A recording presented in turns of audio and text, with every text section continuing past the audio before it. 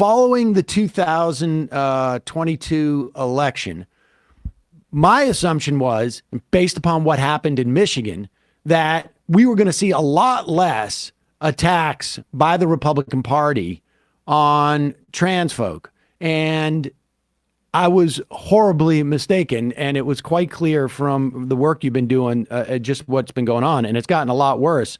Let's just start with, I've read in your Substack, 530 proposed. It's just in the works. Give us a breakdown of just how many anti-trans pieces of legislation have passed just in the past year, it feels like, or since November.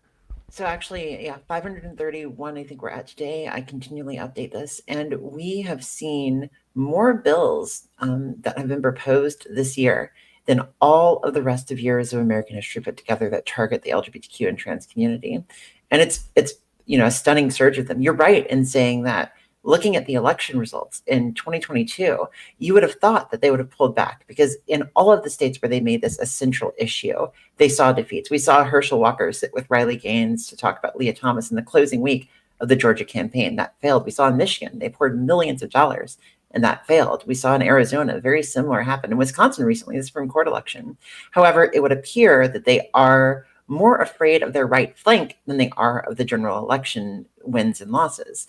Because if Republicans oppose gender affirming bans and things like that, they're going to get targeted by people like Matt Walsh, Charlie Kirk, et cetera.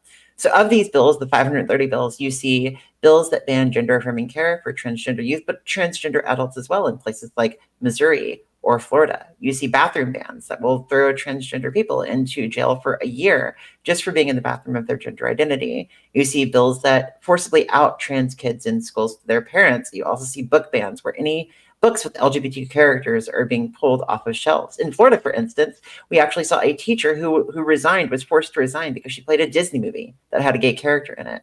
And then lastly, we see drag bans. These are bans that essentially state that you cannot impersonate a male or female with exaggerated clothing or makeup in a public place or while reading a book or in any other number of scenarios.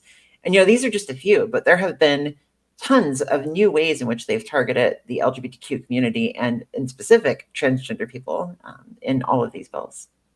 I want to talk about the Florida legislation in particular, because there was just a court ruling, I guess, yesterday in regards to Florida. But before we get there, what happens?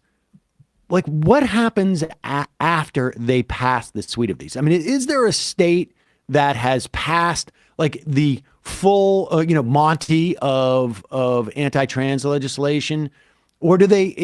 And is it like, well, okay, we've banned gender affirming care for children, and then we ban gender affirming care for adults, and then we criminalize the idea of being in a bathroom of your own gender, et cetera, et cetera. Do they keep going? Like, what happens? Do they catch the car essentially, or do they keep searching for more?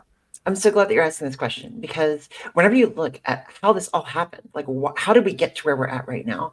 And you think about 4 years ago, the main issue was trans people in sports. That was what people talked about. That was what the people on the right were talking about. And that was what they were pushing. We saw attack ads against Andy Bashir in Kentucky, for instance, focusing on trans people in sports.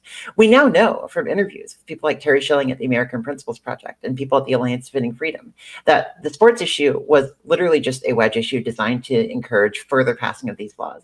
They knew that if you could get an asterisk on the gender of any trans person for at least one kind of law, let's just say sports, then it was easier to sell the asterisk on everything else. So yes, you're a woman, but asterisk, not in the case of sports, not in the case of getting your gender identity markers updated, not in the case of bathrooms, not in the case of legal protections. And they continue to expand this.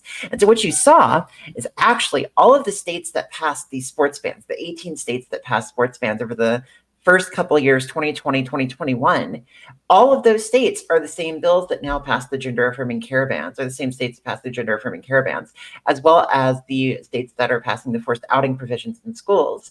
And once you catch the car, so to speak, there is no end to this. There's no bottom. Whenever you watch people that are in the thought leadership in the anti-trans movement, like Michael Knowles, stand in front of the Conservative Political Action Conference and state that he was aiming for eradication, this is what it looks like. That is the stated goal. And you look at people like Matt Walsh, who right now are talking about banning adult care as we speak, right at this moment. So yes, there is no bottom. They do continue to seek to push us literally as far as we will allow them to push.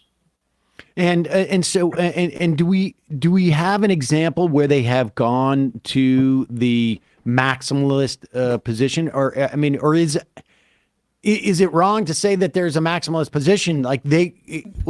When you look at these thought leaders, not just Walsh and Knowles, who are sort of like the troops behind this on some level, but when there is sort of new legislation that is being bandied around, or new concepts as to what they're going, what is the maximalist position?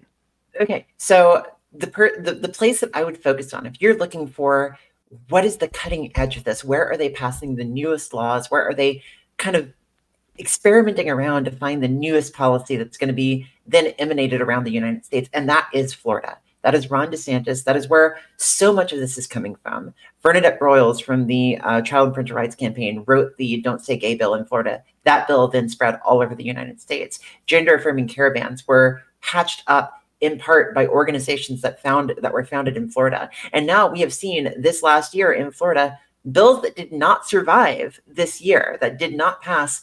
But you can see, and the history of transgender bills in this country and LGBTQ bills in this country is the one extreme bill of this year is next year's mainstay, is next year's bill that's going to get passed in a bunch of states. And this was true in 2020, whenever we saw, all the sports bans, and Arkansas was like, let's maybe pass a gender affirming care ban. And then that emanated around the country. That was the extreme bill of that time. So the bills that are in Florida right now, we've got the bathroom ban, we've got the gender affirming care ban for trans youth and transgender adults as well. We've got Don't Say Gay bills that essentially ban sharing your pronouns in classrooms or updating your pronouns in classrooms. Bathroom bans, like the whole 9 yards, are in Florida. However, look at the bills that did not pass, because whenever you look at the bills that did not pass, what's going to be introduced all over the country next year. Here's one of them that didn't pass last year, but that came close. It was a bill that essentially opened up the way that libel and slander laws work. And it alarmed reporters everywhere, because it allowed government officials to sue reporters for slander or libel for quote unquote misstating their case on stuff. But there was another provision in that bill that stated that accusing somebody of homophobia, transphobia, racism, or sexism could be a slander of $30,000 penalty.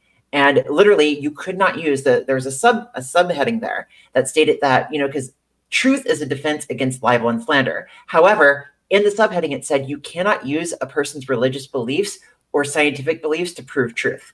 And so what this is essentially stating is that if you accuse somebody of being transphobic, if you accuse somebody of being homophobic, then in Florida, that person can sue you if whatever you have accused them of is dispensed in Florida. That includes tweets. I constantly accuse people in Florida of passing transphobic legislation.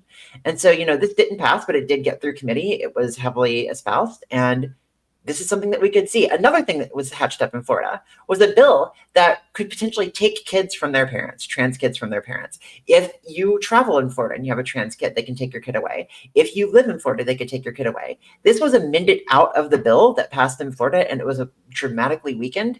But this is something that we have seen a movement towards doing.